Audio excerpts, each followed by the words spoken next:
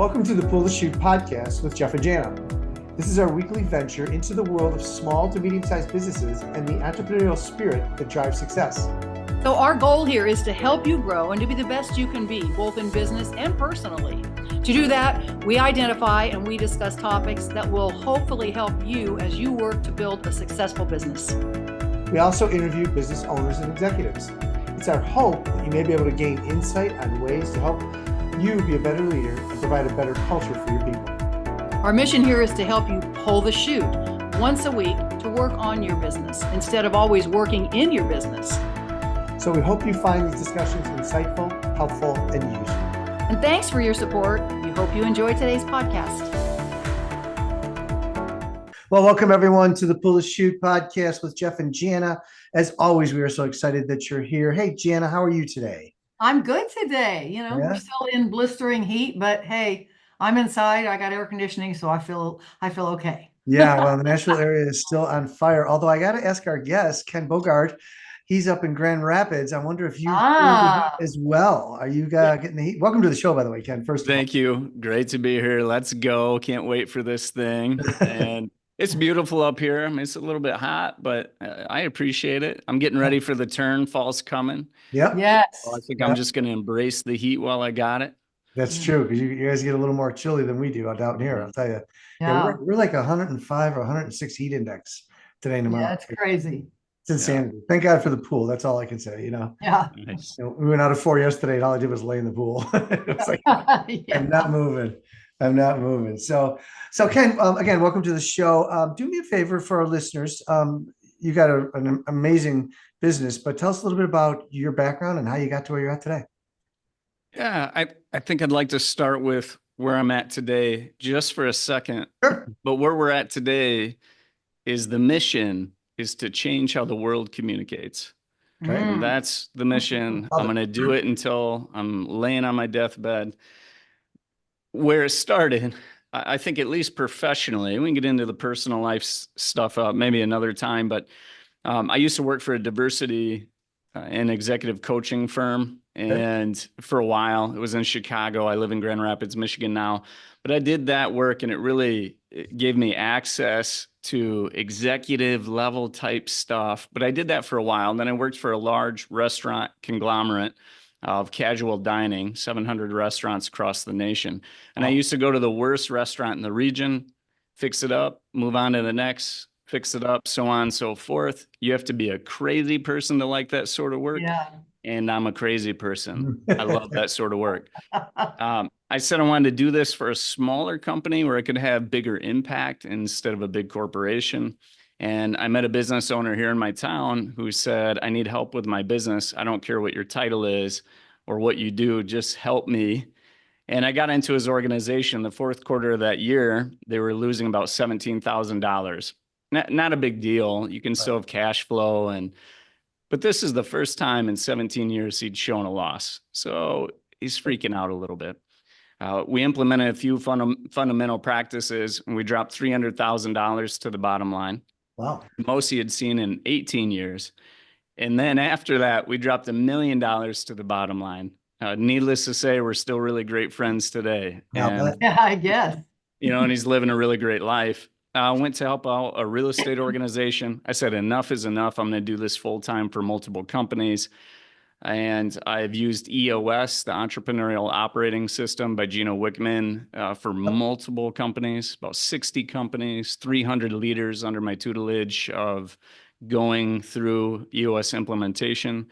And then this business, No Honesty, got started because my realization in the session room is that I have these brilliant leaders, these awesome people trying to make things happen for the organization, but they are lacking with an ability to communicate. And if you cannot communicate, the tools don't work, nothing works, and no wonder we're sitting in a spot of frustration. And so I have No Honesty, and I have my EOS practice, and that's where I'm at today with this crazy mission of changing how the world communicates. Mm-hmm. Mm-hmm. I love that. It's great because Jen and I talk about this a lot. Jen is the great communicator. That's what she does. She's a communications coach. So that's going to be fun to hear you two kind of go back and forth. Yes. But we absolutely, are right on board with you on this because, we feel that, we're focused on leadership. And if you're a leader, you got to be able to communicate anyway, right? So, the first thing we like to talk about is, how do we get to be a better leader? And, everyone should be saying there's always room for growth, because there always is room for growth until you're on your deathbed. I'm sure there's always room for growth, and we need to be doing that. But communication is a key factor of that. So let's start with the how. How do you kind of come in? What's the process when you come in? I mean, do you do an analysis? Do you just kind of come in and say, these are some things that we always do? Well, how do you go about it? Well, I think the gift of communication is in my DNA. And I mean, somehow, some way, it's just something I'm good at. And I'm not trying to brag. It's just natural to me. Yeah. Mm-hmm. And 8 years ago, when I was running companies on EOS, there would be an agenda and some objectives on the board. And I'm like, all right, leadership team, let's dive in. Here's what we're going to get through today. And for 2 years, I did that. And I just went over the objectives and the agenda. And I'm like, man, something is missing in this room. And it kind of felt like my clients were coming in like zombies, just ready. Let's just knock out this agenda and go on with life. Mm-hmm. And I'm like, man, there's something missing. I couldn't put my finger on it. And I was sitting in a conference room of a colleague, Marissa Smith, out of Ann Arbor. She's a brilliant person who does this work as well. And on the wall, she has these healthy rules. And I'm just going to list them real quick for you and then get to the two important ones. It said, respect time, get comfortable being uncomfortable, no politics, no electronics, no sidebars, participate's a privilege to be here. And then the final one was be open and honest. And I'm like, that is what is missing. My clients aren't doing it to the degree they need to really move things along. And then I thought further on the topic of open and honest, and I think we've really screwed up the phrasing. I mean, it's jacked up. It's not right. We're not paying attention to both words. Mm-hmm. Open and honest. When you say that, I think people are like, yeah, okay. I'm ready to be honest with you, Jeff and Jana. I'm ready to give you what I think, how I feel, what I want. In the meantime, we're missing the other word, and that's open. Mm-hmm. And I think if we can give that a different definition than I think most people apply to it, not transparency, so to speak, or open book, but more so, can the other person be open to listening? Can they listen without reservation? Put their needs and wants on pause just for a second for somebody else? And then go ahead and be honest, which is be truly and freely yourself. Let your freak flag fly. I don't care what crazy stuff you say, but I'm going to be open to it. But here's the deal. I'm going to be honest back, and I ask that you be open to me. Now, if we embrace those two words with those definitions, you're unstoppable. Yeah. You can absorb anything. You can work through any topic. But instead, what happens is we skirt the truth and we put up walls. And so we just have these blockades in the room where there shouldn't be any blockades whatsoever. And so we're screwing up this gift of communication. Yeah, I think that's excellent. Jeff and I talk about that a lot. The way we kind of approach it, that's very similar, kind of what you're saying, is when you're a leader, your responsibility is to listen, is to facilitate. It's not to boss around. And then my passion is a step further in talking about the multi-generational issues that we deal with in the workforce now, because all 4 generations communicate in a little bit different way. So it's also cutting, and I love that idea of open and honest, because it's cutting to that core issue of what is the core issue, and how do we all work at it within our socioeconomic and within our generational biases a little bit. How do we all just kind of get the playing field very level and then all work on the same issue? And it's very much what Jeff and I talk about a lot in this whole leadership workshop of, you kind of got to get out of the way of your worker bees a little bit and facilitate, but also be open to change. And maybe your way isn't the best way. Maybe there are other people that have a better way, but you've got to be able to listen and hear that. So Right. it's like we're all saying the same things. The three of us, our semantics might be a little bit different, but we're all kind of saying the same thing. And that is that leadership has to get out of its own way, and people have to listen now, especially with multi-generational workforce. You got 4 distinct differences. And then the diversity issue. Yeah. You've got a very diverse workforce now in America. So 100%. yeah. Ken, do you deal with the multi-generational stuff? Oh yeah. I mean, it's the leadership teams that come in the room, anybody from their 20s to in their Yeah. 70s. I mean, it's just all over the board. And I think what we're dealing with now, so that generational difference is exacerbated by the fact that what we're being trained to do in the last 10 to 15 years. So if we can just collectively look at the last 10 to 15 years, it's become a very much me, myself, and I society. And so I mean, and there's some brilliant stuff out there that's helping us do it. So it's not all bad. But Brene Brown, Power of Vulnerability. Like, hey, you be vulnerable. And yeah, there's something important there. Or unique ability. Delegate and elevate to your unique ability. Or true you, or be you, or respect the individual, and all these things, but it's very individualistic. And so it's pile on and pile on and pile on of be your identity, be truly and freely yourself. And all that's good. That is really good stuff. However, the missing component of it and the missing side of it, not embraced, not taught, not considered to be a sexy topic by any means, is openness. Yeah. And so like your identity and everything you want to be is pointless if nobody's open to it. And so we're so busy protecting our own stuff and me, myself, and I, that we're slowly building these walls up, not being open to anybody else, creating an incredibly lonely place for ourselves. Yeah. Because we're not letting anybody else in. And so what we need to be training is what you're talking about. And it's what you're brilliant at as well. I mean, you can't be a great podcast show if you can't listen. Right. What a training exercise that would be. Right. Just put people through trying to do a podcast and really listen, but that's what we need. And so honesty without openness is pointless. And openness without people giving their truth and their perspectives, I mean, you're just kind of floating by. So you really need both to have real communication. Agree. You know, it's funny. One of the things that I always say when I teach people on leadership, literally the first thing I say to them is, it's not about you. That's what you have to understand. Leadership, it's not about you. And if I can get that, and I beat that into their heads, because if I can get them to realize that trying to make it about everyone else and trying to make it about, you know, who you're working with and who you're going alongside of and who you're supporting, make it about them. And if you can do that, that allows you to then, as you just said, be open and to listen. But I think the biggest challenge that we have is how do we get, it's funny, we talk about all this stuff, and my frustration is how do we get them to actually understand the power of being open? Yeah. Just saying, it's not about you. I'm hearing what you're saying and not take it personally. Yeah. Which is the hard I part. think this is a great point. And I think, not to say that women sometimes understand this maybe a little easier or a little faster than men, but it's interesting how we talk about this when I'm doing women's leadership. It's like, and I think a lot of that has to do with getting rid of the insecurities and being a little more self-deprecating, being just a little bit more, I don't know all the answers. I'm okay to hear feedback. I'm okay to, you know what I mean, to hear these kinds of things.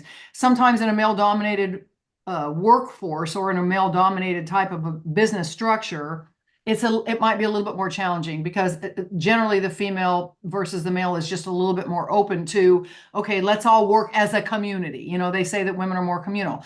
I think in a mixed bag, male, female, multi-generational, diversity also being included in this, it's really about getting rid of ego or getting rid of insecurity and saying, okay, if I let myself be open to hearing everybody's opinions, not only everybody's ideas of how to successfully ride this business or grow this business or whatever the challenge is, then that starts the dialogue again. But everybody's got to put their egos at the door, and everybody's got to be willing to be open in order for that then to work. So, hallelujah for your courage to just talk about a topic like that. I mean, I think too often we're not even allowed to talk about anything remotely controversial. And it's like, shut somebody off. They can't talk about that. And then, okay, where's the dialogue and the togetherness that can never take place? You know, but maybe it's for another time or another episode, but cancel culture to a degree is just shutting down the dialogue. We now can't bring that person into a conversation. They're just shut off. They can't learn. We're not taking the time to teach them. And so is that what we're training people to do? Is as soon as you have a disagreement with somebody else, we just cut them off. And this world is filled with disagreement. Yeah. And we're trying to design a world for one, yet it's filled with 8 billion people. That's the design. And all these different people have different perspectives on things. Disagreement is as prevalent as oxygen. So stop it. Disagreement is fine. It's normal. It's how we're going to navigate and get through that disagreement. And so I love that you have the courage to bring that up. I can go all day on that topic. And I was raised by a stoic German, Lutheran, retired engineer, ex-military, loving father. So I had no mother raising me. And so somehow, some way, this collaborative effort or this thing, right? Like I understand the differences you're talking about, Jana, is in me. And then I have this incredible business partner, Grace Gavin, who's from 2 generations different, nearly, and is awakening me to different things. And I'm showing her different things, and we're completely open and honest. So we're able to level up collectively.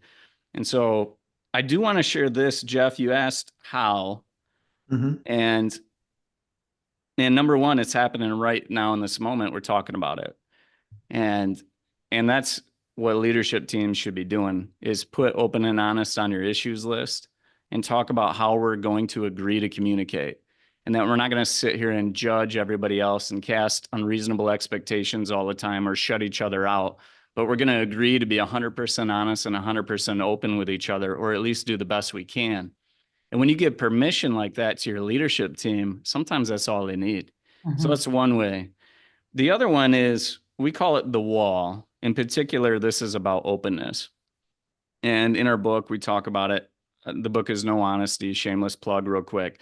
That's but right. the chapter talks about the wall and how if you just work with people or you talk with people on a regular basis, you watch their walls go up in many different ways.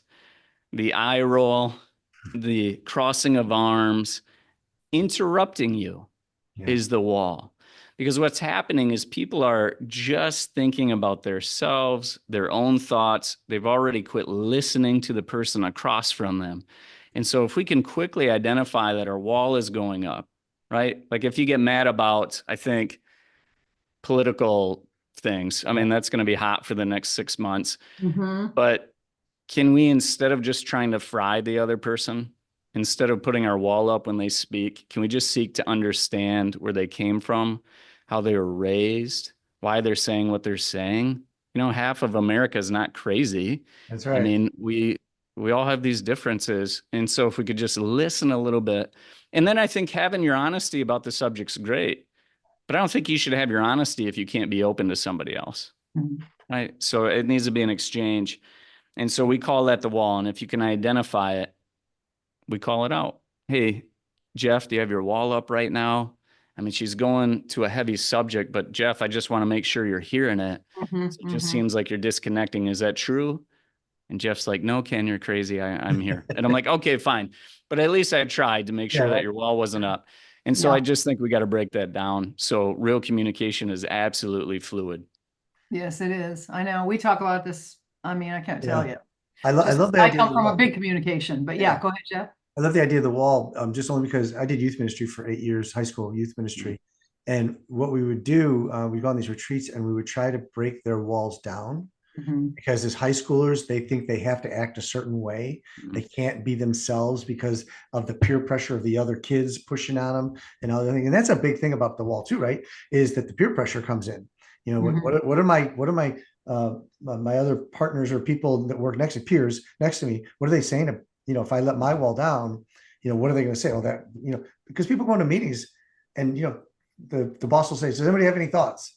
And I'm sure there's a ton of thoughts, right? But everyone's like, well, I ain't saying anything. I'm not looking like the idiot, right? So you know, it's the empowerment of the leader then that has to bring those walls down so that they can actually be open, and they're hearing them probably, but they're not being honest coming back is what's happening to a certain degree. But yeah, I think that's an important factor.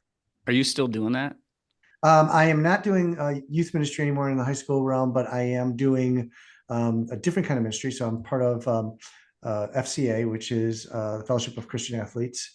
And so I support the people that support the kids. So I'm kind of being a mentor for for the leaders that go into the high schools and work with the coaches and all that stuff. So I've taken it kind of to a different level, but just love doing that because they need to learn how to, because again, their whole aspect is they need to be good leaders and build trust with these kids. And if they're not open and honest, they're never going to build trust, because that's like one of the initial things that we work with is, are you being yourself? Are you being authentic? Are you being caring and things like that? And people need to pick up on that. Like you were saying, like when they put their walls up, they roll their eyes, right? We can pick up on all those signals in a heartbeat. Oh yeah. Let me share a story with you that can relate, maybe bring it with you. And so I want to talk about my youth, which definitely played a big part in where I'm at. So I told you how I was raised, Stoic German, Lutheran, retired engineer, ex-military father, loving father. And when I was about 8 years old, I was biking to school, and I passed these kids who were waiting for a bus. And so I was always biking to school, back and forth and back and forth. And one day I was biking past and I heard blink. I'm like, what was that? Next day I was passing and I heard blink, blink. And I looked back and the kids were throwing rocks at me. Now, the word bullying was never in our vocabulary in our house. We didn't talk about it. You're dealt with the cards you're dealt, and that's it. So that's how I was raised. And so I didn't talk about it. And then one day a rock hit me. I went flying across the handlebars, skidding up my hands and my knees. And I turned around. I told these kids the worst thing I've ever told somebody, but I said, go to hell. And I felt so bad doing that. Like how I could say that to all these kids. And then somebody must have stopped it, but it quit happening. But then other occurrences would take place in my childhood. I had somebody flash a gun at me at a very young age, 10 years old at an intersection. And I'm like, why? I had these kids in a car chase me into my condominium, and I thought they were going to kill me. And they were yelling profanities out of their car, and I had to slide my bike under a tree and go into a gully and hide for a half hour. And there's story after story after story where this happened to me, but you don't talk about it. And so there's no outlet for me. Right. And I look back, and really only in the last few years have I really looked back at my past and said, how does this influence what's going on today? And I look at that and I'm like, what happened is my self-worth was destroyed. Like, I'm like, why do these people who I don't know want to attack me? And it must be because of me, like something I did that was wrong. And that's not the case. Right. And I don't think my father and I really ever talked about that. So I have a chance to learn from it. So what happened to me, I was a very open child, but I wasn't real honest. I wasn't truly and freely myself. And so there's going to be kids that are like that, that haven't shifted into honesty. But then here's what happened. I grew into a 17-year-old man, okay? Grew into semi-decent looks, semi-decent education. And then I'm like, that from back there in my past, I don't want to experience that ever again. And so I ratchet up my honesty, say whatever I want to say. And it was brutal honesty, no openness. So the pendulum swings now. The other way. And now I become this jerk who destroys relationships and cares about no one else but myself and like my reputation and my thing. And I'm not going to let that person do that to me. And so it was really bad for me for about 6-7 years. And then I got into the last spot when I was about mid-20s, early mid-20s. And I'm like, I from the outside, it looks like I got everything going for me. But inside, I am the loneliest human being. And I got on my hands and knees, and I prayed the heaviest prayer I've ever prayed in my life. And I let something in. I became open again. Sure. And man, it changed the whole course of my life. And then now I see it today. Like I see adults who are stuck in that brutal honesty attack mode. I'm not mad at them.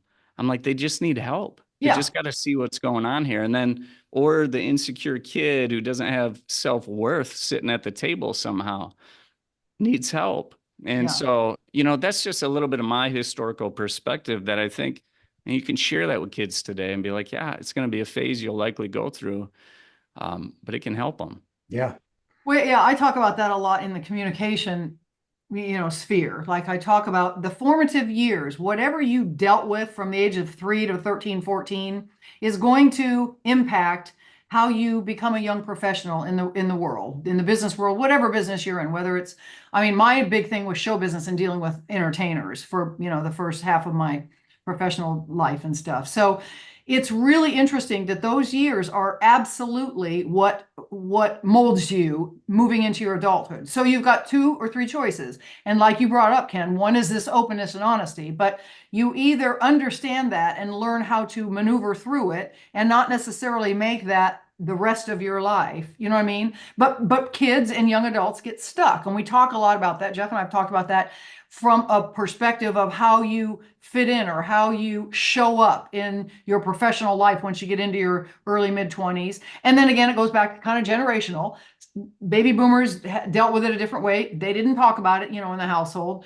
Gen X and millennials a little bit more. And then these Gen Zers, they're more like, well, it's all about me, or kind of, it's my world and you're all are going to have to figure out how to fit into it. So it's very interesting how these formative 3 to 13, 14, let's say, when you start reaching puberty, those years are absolutely crucial in how you show up as an adult. And you've either got to recognize that, like you did at an early age, your mid 20s, and say, okay, these are patterns that I have acquired, or you stay closed and this is how you show up.